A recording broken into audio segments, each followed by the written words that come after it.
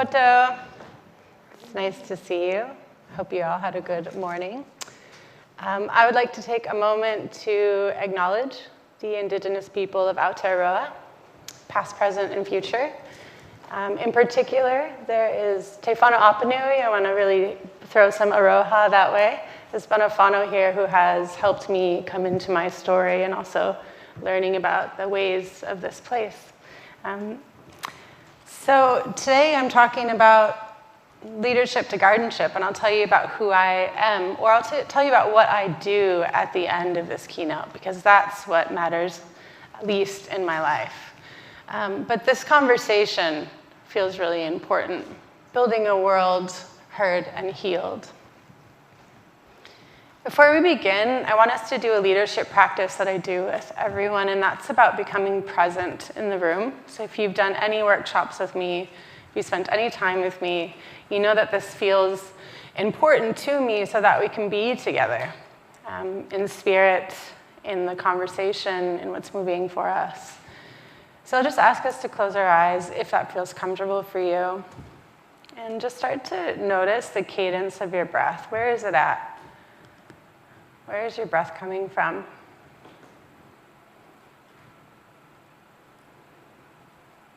And if you can, just plant your feet on the ground and imagine all of the earth, Papatuanuku to its core, holding you. How much support is underneath us?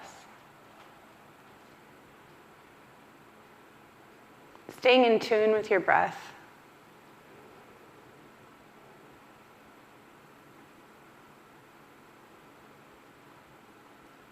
And now I want you to think about the shoulders that you stand on, your ancestors, the people who have helped you get into this room, regardless of what's happened and what has beautifully happened because of them in your life.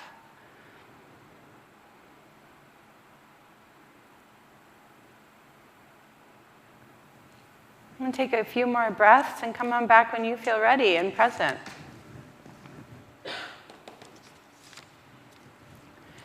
So Design Hack 101, if you're in a community or you're talking to people around you, being present with them is important.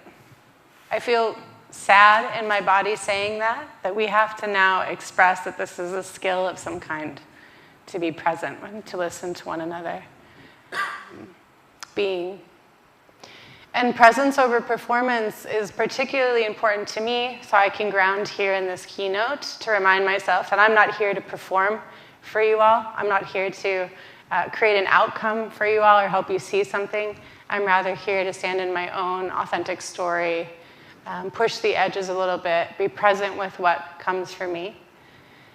But also in the world of human-centered design, or for any of us who are building solutions, hopefully with communities and not for them, we're present with them in all of who they are, not just the challenges that we're trying to crack, not just the solutions or the products that we're trying to build. But I see a real place in human-centered design. We do more of equity-based design, but for us to allow the process to also be healing as well. So that means that we need to change how we interact with humans on the ground to create that healing process and an outcome at the same time. God, the word outcome. Oh, I want to throw up, right? But see what comes. I won't throw up on stage yet. You'll see that I'm holding my phone. I'm dyslexic, so this helps me just know what's coming next and also stay grounded as I talk about my story. I wanted to mention that we stopped telling our stories. So we've forgotten how to tell them, it feels like. I've worked in 30 countries. I've lived around the world. I've always worked with the local people of those places. And it's just quite interesting to me how hard it is for us to speak to them. There's so many excuses why we don't. We only tell the good ones, right? And when we don't, many of us stay home instead or don't go out because it's too hard or there's no one there to process with. And so a question I have and I'm holding is, how can we innovate without fully understanding our stories? how can we innovate? If you're just thinking about from a position of a designer or a facilitator or a leader, how can you lead in any way without knowing your own? How can you then listen to another? And the reason why I know this is because of a young boy named Jamal. Young boy, that's not true. In spirit, he was an old man who lived a really young life. He was in a gang in Chicago, and I worked with Jamal for 3 years. Jamal was incredibly important to me and my healing journey, and I to his. And I saw him every Monday through Friday for 3 years, and for 3 years he would, like every day, he would slowly give me a bit more. And I swore that me and Jamal knew each other really well. And then he came in my office one day at 17, and he sat down on my floor, and I sat down right next to him. And he told me a story of his sexual abuse growing up. And suddenly everything made sense about why Jamal was the way Jamal was. 3 years. I was honored and gifted with that story. I'm so glad the lessons we learned along the way, and it wasn't his whole story, but it was a piece that he kept hidden, because if he had said it out loud, then maybe he would feel shunned or stupid or not a part of the African American community, where at that time he felt that wasn't allowed, right? He said, "I'll be less of a man now, so keep this between us."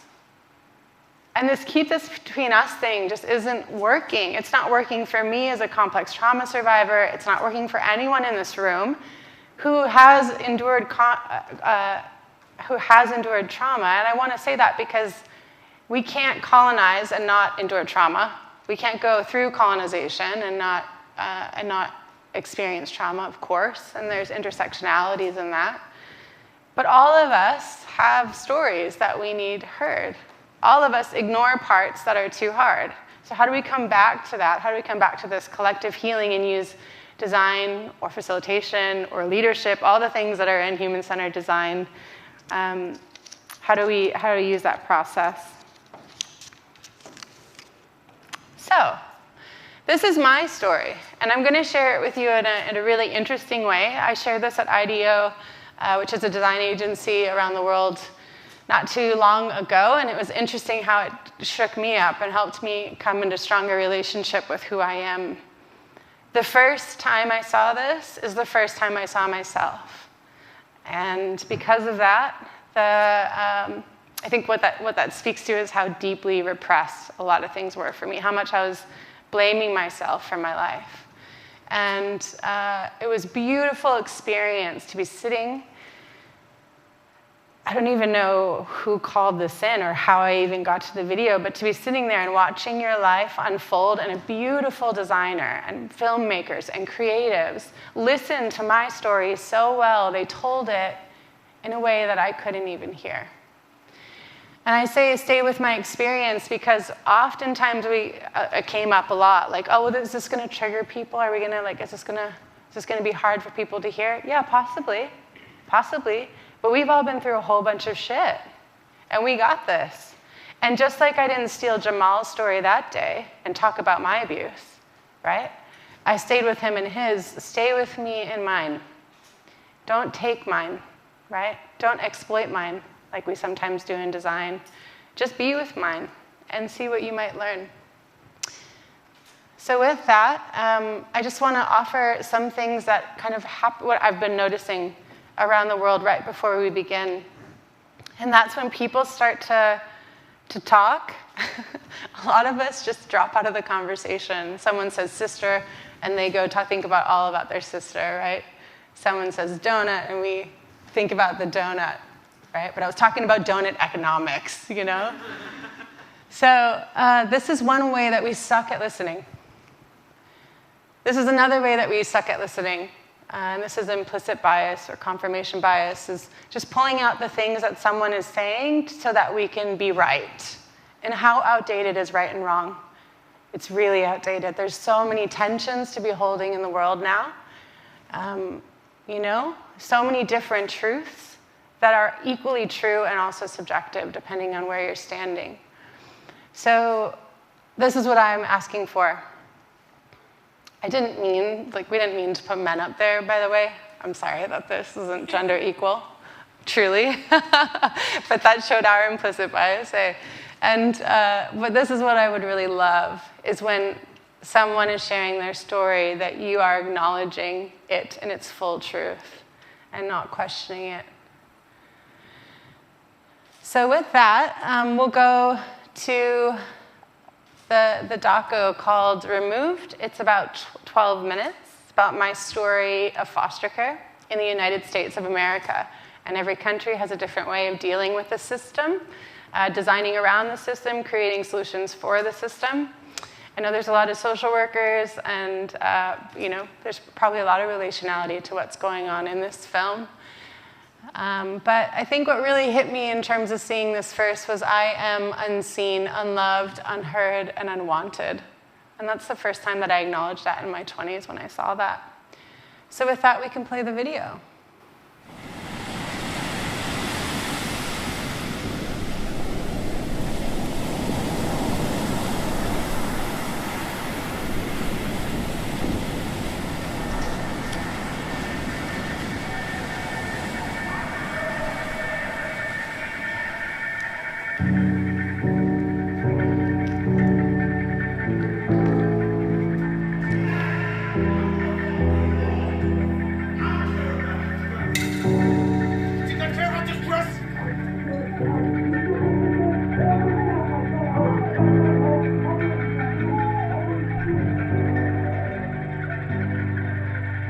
Sometimes someone hurts you so bad.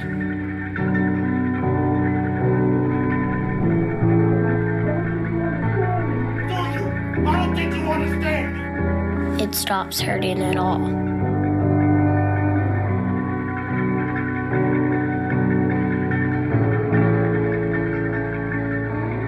Until something makes you feel again.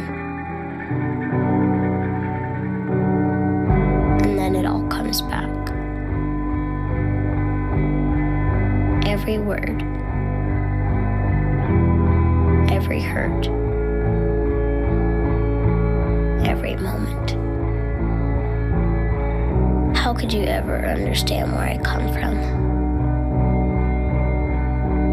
Even if you ask, even if you listen, you do not really hear or see or feel.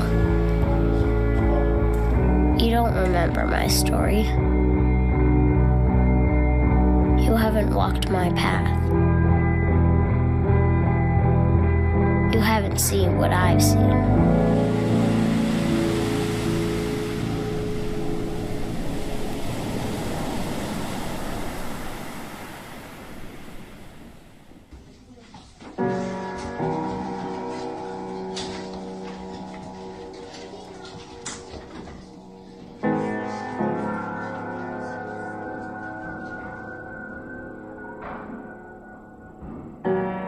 My past defines me. This is who I am.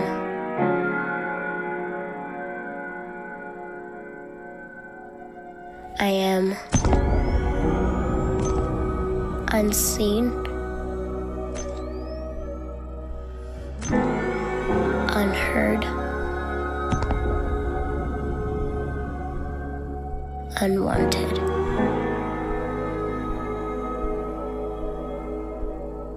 That is what I am, if even I am anything.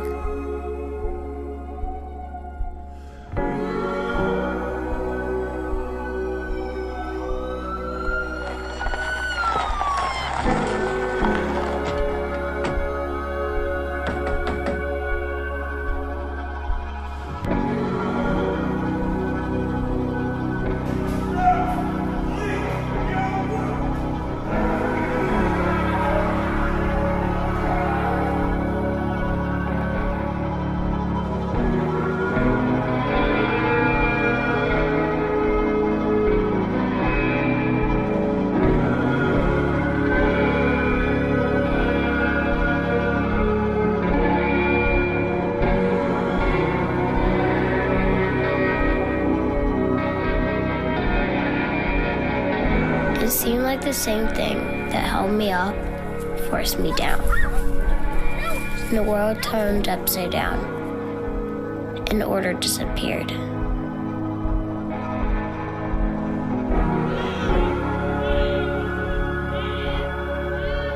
Nothing was how it was supposed to be. And a heavy sadness filled my soul.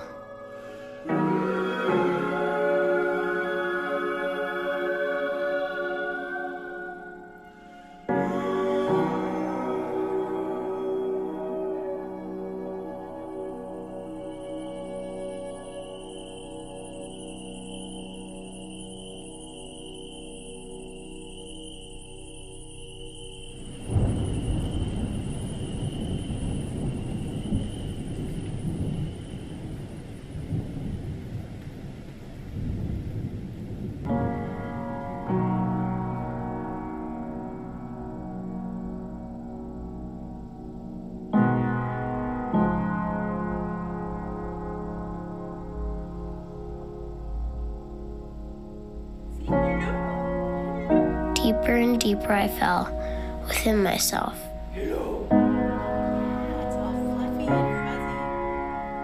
And nothing could draw me out.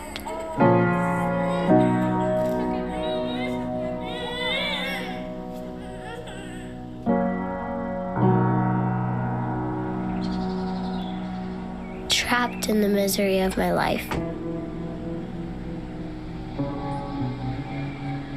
Lost in the sorrow of my soul.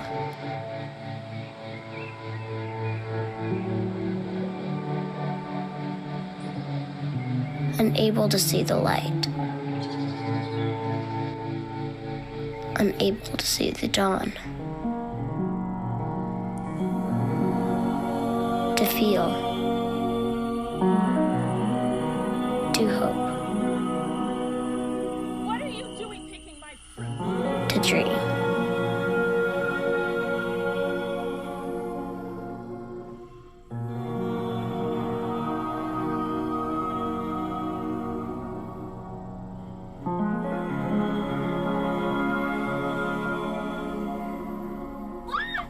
And I found the darkest days of my life kept coming.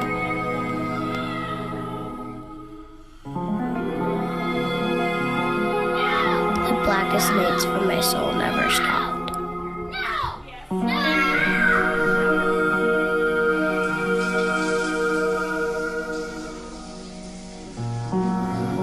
It seemed like it was always nighttime and nightmares, and never morning. And maybe you wonder why, but mostly you try not to think about it, and try to get by, and try to survive. And all the other stuff seems so much like nothing compared to just wanting the most important things back again. Like wishing you could see your mama's smile again, and hear her sing that one favorite song that always calmed you down when things were all messed up. Or if you couldn't have her back, at least get to take care of your baby brother. 'Cause you know he needs you, and he's gonna be so scared all alone. And who's gonna hold his hand and whisper it'll be all right to him? And who will whisper it to me?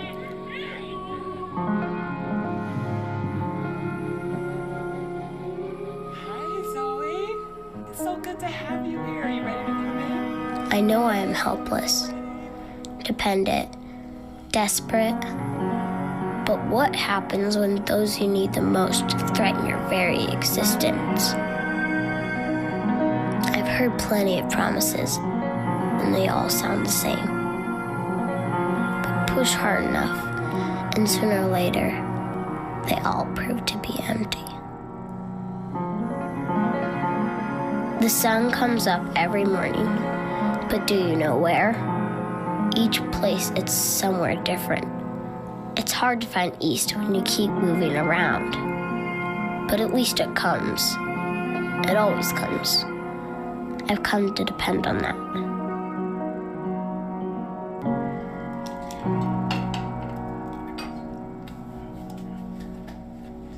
And slowly seasons changed around me. And it seemed this time that maybe the world would not be pulled out from under me again. Feet safe, roots starting to grow, little buds of hope forming, slowly attempting to trust this new life. Hey, come on over. Let me show you what I got for you. Got you a gift.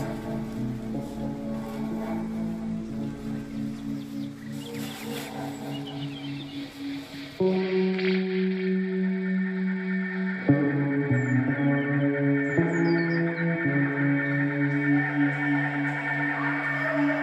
don't care about your dress. You think I care about this dress? I don't think you understand me, do you? I don't think you understand me. I wish someone would tell me it's gonna be Every okay. time I come home, I swear to God you touch me again, I will kill you. Don't touch me! I don't care about that one day, maybe, I feel normal. That I won't always be alone.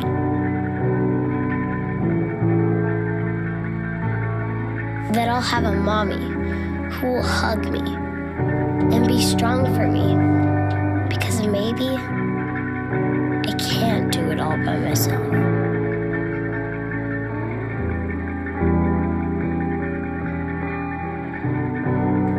Hi, yes. I'm calling to let you guys know that I have room for another replacement. Thank you so much. Yes. The daughter. Okay, I think she'll be in the mall.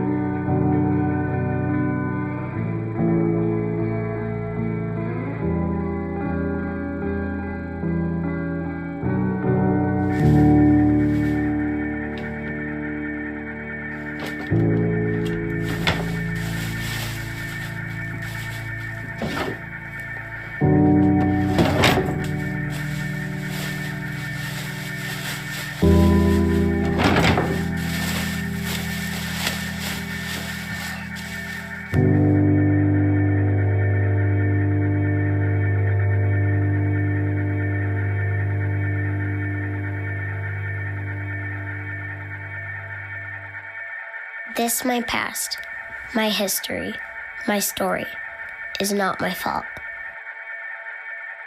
It's not because of me. And doesn't have to be what defines my future.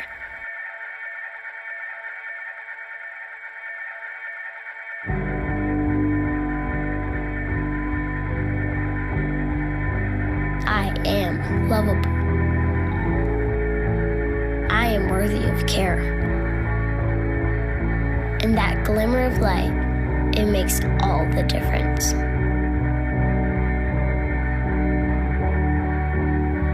The glimmers of light give me hope that someday my summer will come.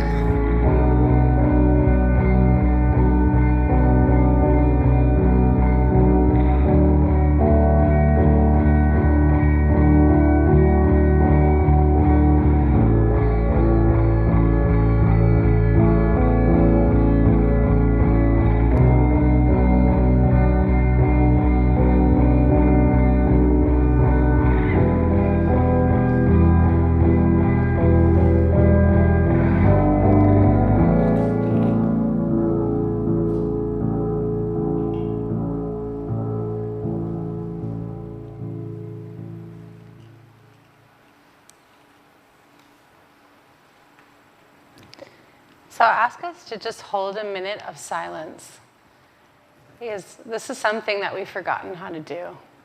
But when you hear a story, just to be with what is.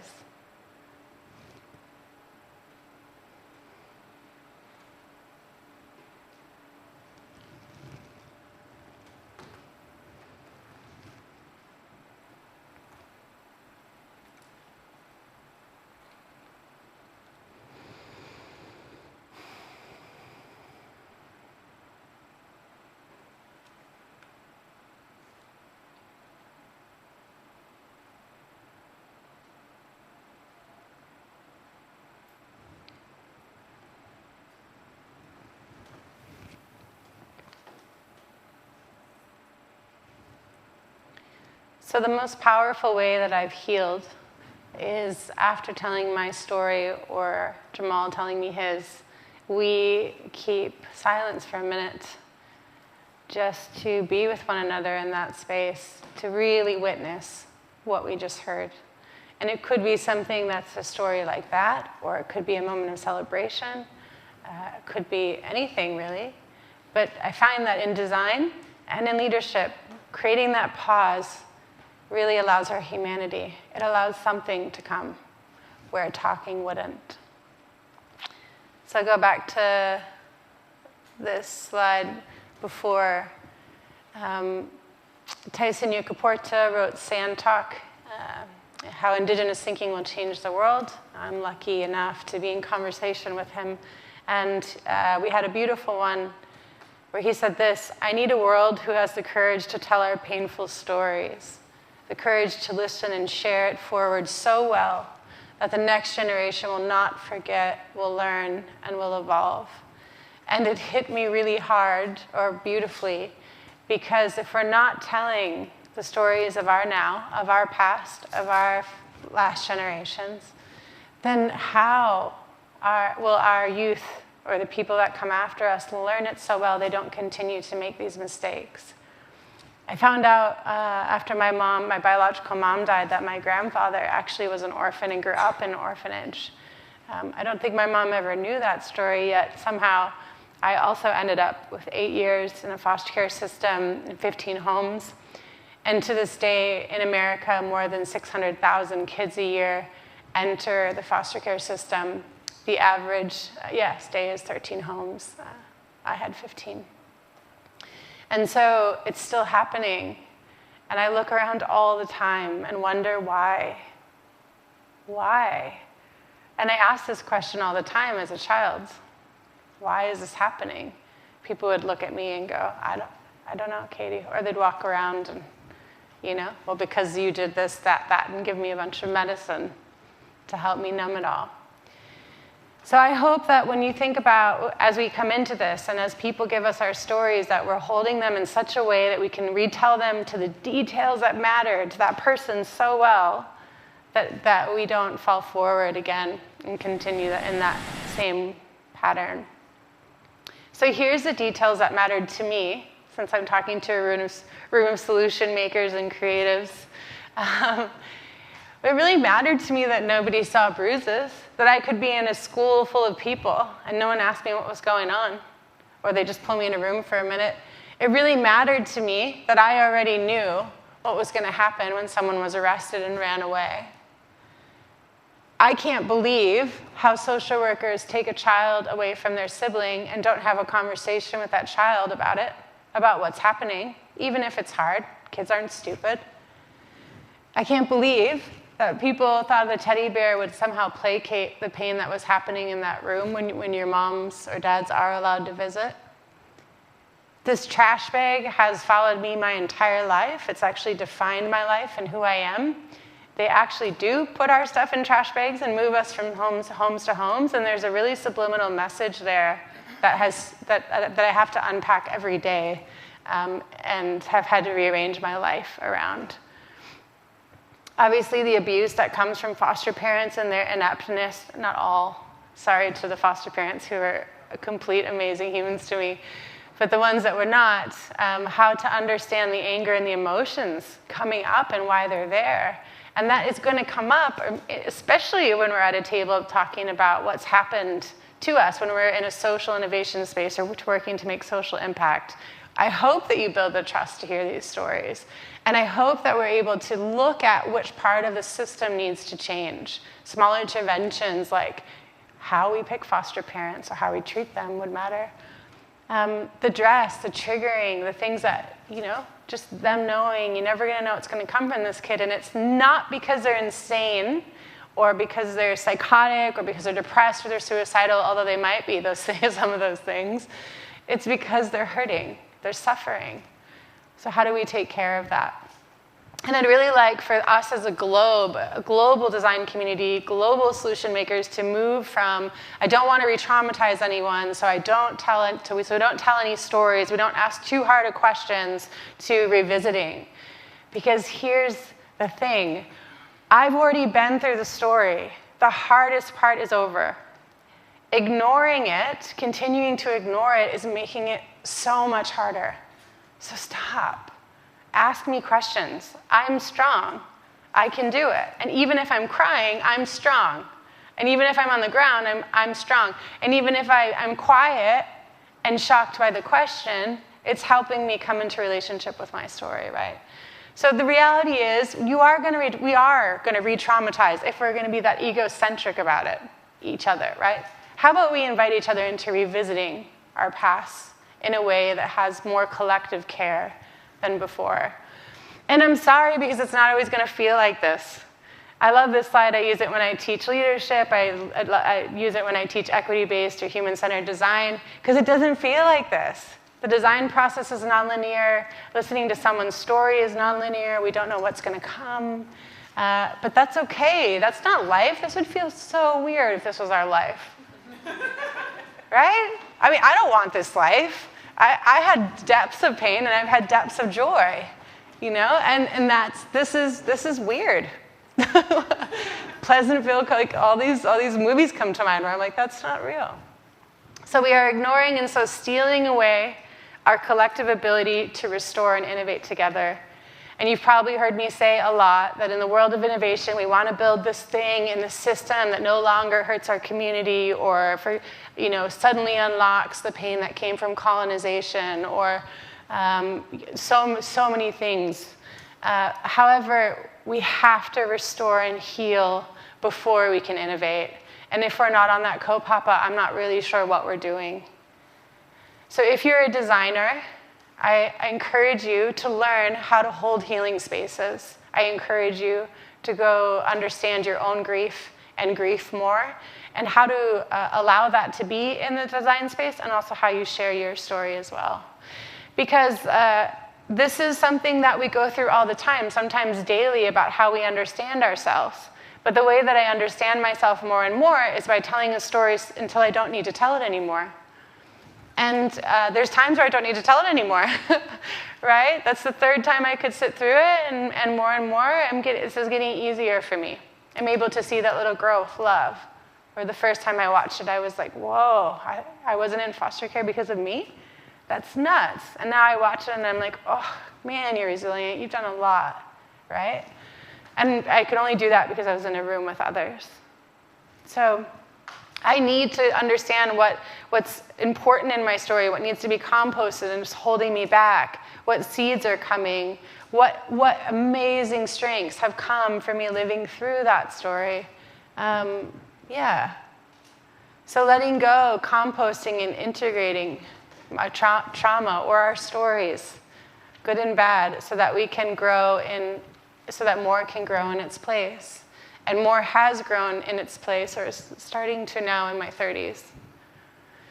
So imagine a world where we were all invited in to quickly share and understand our stories as often as we can.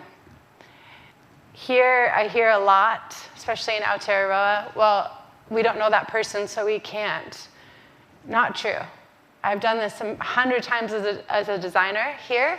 I've gone out on the street and asked people of all colors and cultures to tell me their story. Instead of saying, what do you do? I go, who are you? What was an important moment in your life? Tell me more about what's going on for you now. We change the question, we change everything, and it builds relationship with one sentence. And although that might seem brave, it's not, because every single person, when I'm in a room, and we go around and we do like the opening, circle, and I say, okay, well, you can share something you want to share about yourself, you want us to know about you, or something you don't want us to know about you. So giving choice is a thing. Consent is awesome. But also, around the world, most people opt into what they don't want us to know about them, even though the initial reaction to that question is like a collective, uncomfortable laugh. People lean in. They want to. We're ignoring it, right? So we start with ourselves, where we should always begin. And this is where I started. Like, this was the soil I came from. I had, like, fucking nothing, right? I was like, I don't know. I'm just going to start walking on this planet and see what happens. I don't know who I am or where I come from or, like, what skills I have. I'm just broken, My only goal was to not be addicted and end up on death row, or homeless, or pregnant, like 96% of the other kids who are from where I'm from. So I just started walking and trying not to step on the cracks as best I could. Drinking helped, I'm not gonna lie about that, 20s. But I found design thinking. And what design thinking did for me was help me lean into other people's stories in some framework that was named design thinking. And so I was able to create with 300 homeless youth a center with architects and board members around what they would want home to feel like, most of them living in their cars or on the street. And that's what I did. I got going. I got moving in my own country for a few years and just listening to people's stories, learning from them, seeing myself through them. And then I started traveling the world and doing the same thing. This is in Abu Dhabi. This is in Cambodia, a project we did. They're trying to prototype a solution for their husbands because they think they're lazy. So we were checking that out. But we spent 2 weeks there in Sisaket, just listening and eating and sharing. This is kids from Australia who were tired of their school not creating social movements, and so they wanted us to come in, and they're like, hey, can you teach us social activism and systems change? Like, hell yeah, I can. And they had a great conversation. I got to hear their stories, and even just 9, 10, 11, 12, gosh, they had so many of them. So what we're asking is to design with me, not for me. But what does it really mean? It doesn't mean we go through that circle process and we're like, tick box, tick box, tick box, tick box, we did it, here it is. What does it really mean to be with me while designing with me, heal with me while we move forward? And that's what I do naturally. That's what I did naturally. That was the gifts that I was given growing up. So I was creating this like global garden of design, and I was like, this is amazing. Like, we can heal and we can create. Turns out when you tell people like, hey, you want to create a solution with me around this all this shit you went through? They're like, yeah, and it feels good. And they always have like great ideas. There's so much diversity in the room because every foster kid has a different experience of foster care, right? So it was really beautiful, and this is how I thought design went.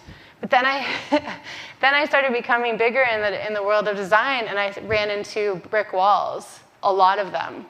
And when I say run, I mean like sprinting into brick walls and slamming my head against it, because there was a fundamental problem, and that problem was leadership.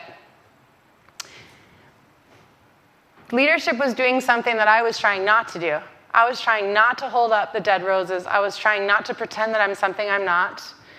But the leadership in organizations around the world that were hiring us to do this work wouldn't also do it with us. They wouldn't heal with us, right? There was something stuck in the power dynamic.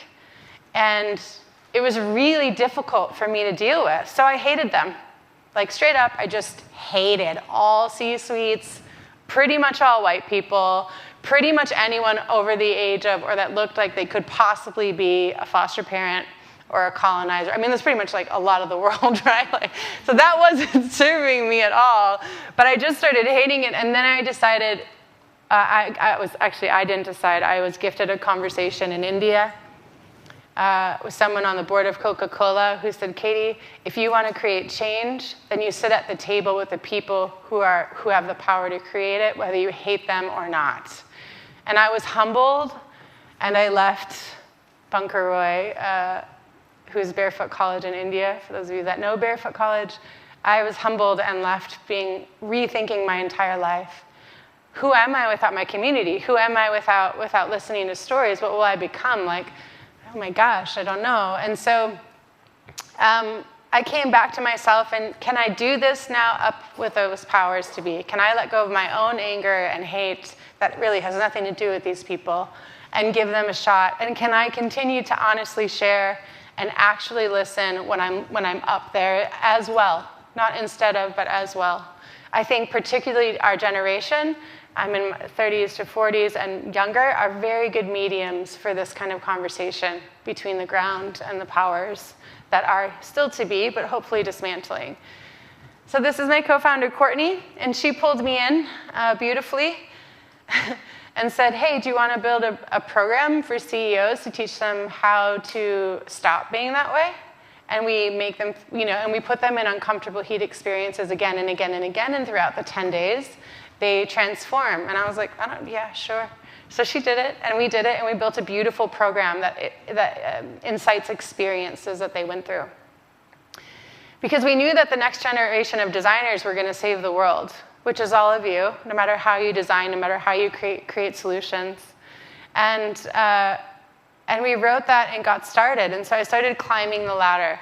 I started working with bigger and bigger companies. I started being called into working with cooler and cooler designers. And it was quite amazing. And what I found there is that they have really painful stories too, if you listen.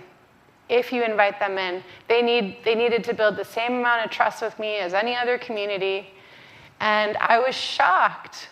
Because in my head, there's a movie playing that they're all like happy and everything's great and they're a unicorn.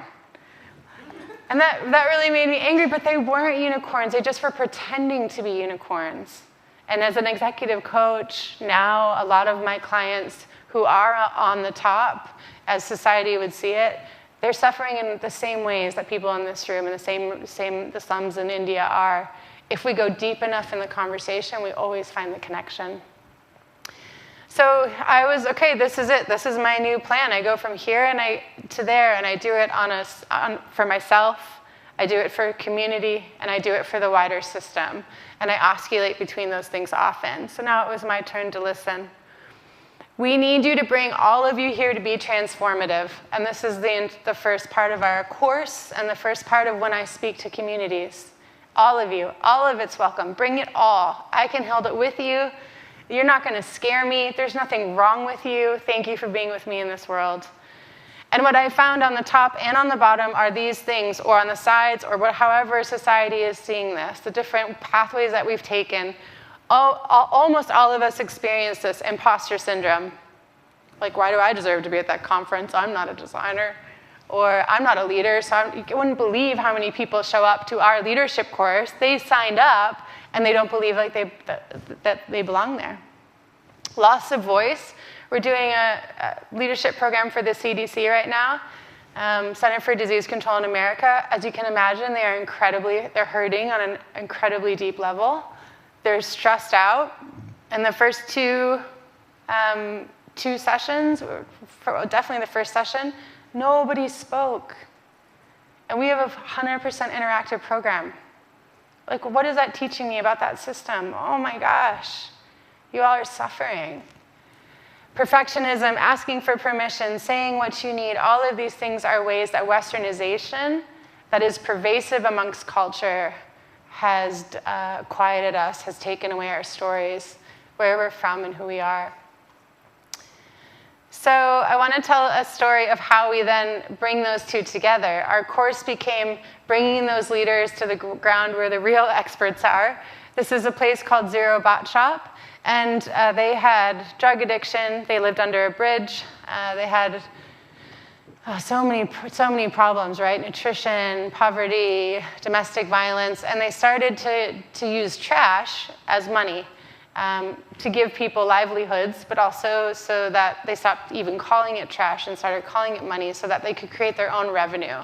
And they built an entire community that not only has homes or fadis, but also has organic gardens, now takes care of the elders' funeral fees, takes care of kids' uniform fees, and has healthy food at the store.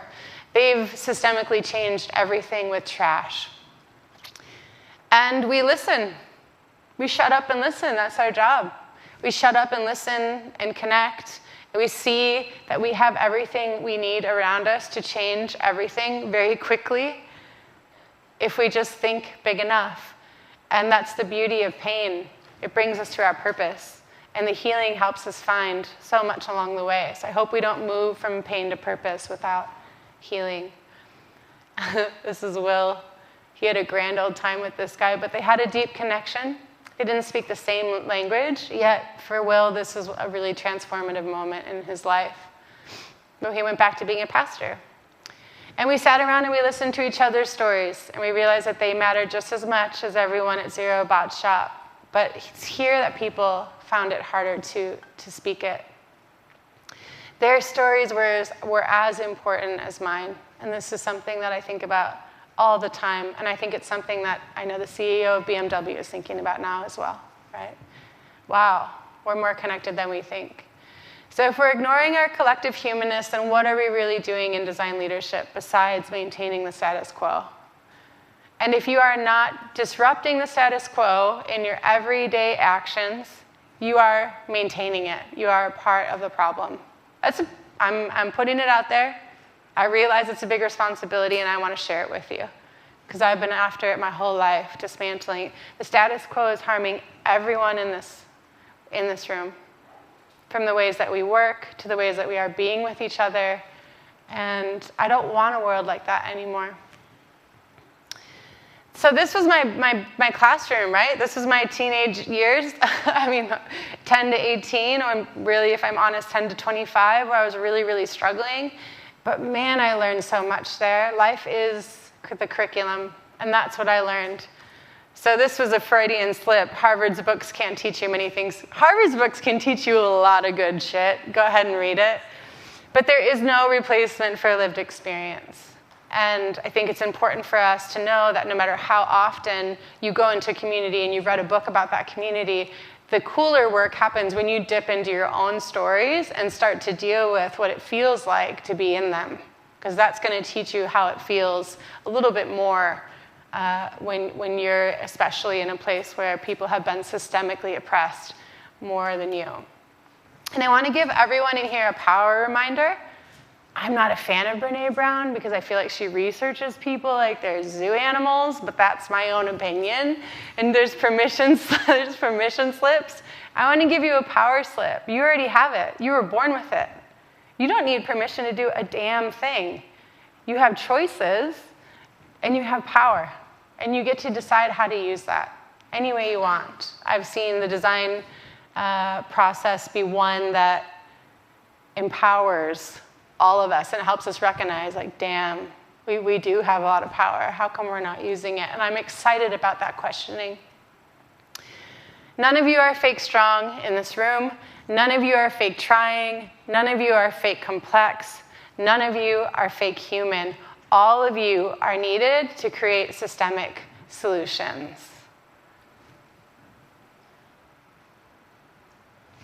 Wonder what that slide was. All of us are kind of going, I think where I've gotten from in my experience is we're all going from this cracked soil, however our parents treated us, however all the stuff that comes up as we grow up, trying to move from that direction to this one. And I hope that we get there because the answers are in between all of us. When you hear someone on the C-suite who's never talked to a person of color, and over 5 days they become best friends because they realize the connection that was so important, and they see the similarity in their humanness. They also come up with solutions that are just incredible because their ways of thinking are so different. So it's right here when we choose to pick it up. The answers are right here. What's stopping us from building innovation is that it's us. So I just wanted to do a soft landing and give a little bit of time for you to just think about these questions before we wrap up.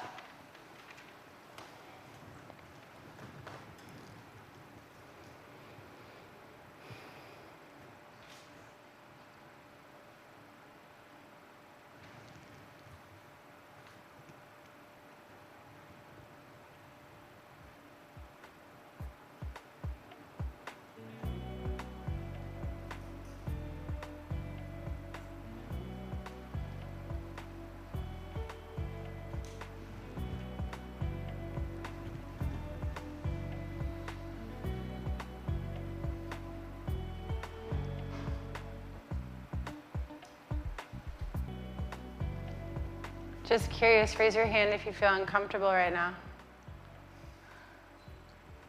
Cool, I'm doing something.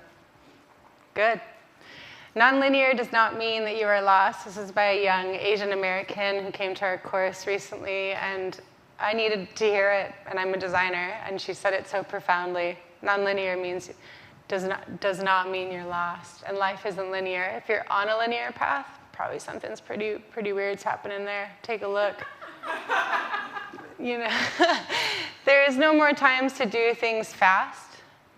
So design thinking sprints and shit like that, let's throw it out. Like, come on. You can't restore and innovate, right?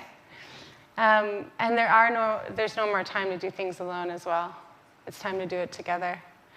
I'm going to offer you a provocation before I get off the stage, and that is vulnerability a collective trauma response? Why has the word vulnerability showed up? Why is it such a thing that we have to be vulnerable and tell our stories? And for me, it's about a much wider oppression happening, or westernization happening all around us. That to be vulnerable takes courage. That makes me so sad. What has happened that is hard? And so that's something that I'll leave you with, is that a signal in our system of a trauma response. I hope for you to build the gardens in the way that you know best. The answers lie within you and within your stories, and the best way that you're going to be a niche in this garden. I'm Katy Grenier. I'm a CEO of a design company that works on equity-based design. Check out our website. We do a lot of cool projects with community, and we'd love to do Mahi here as well. Thank you for your time. Woo!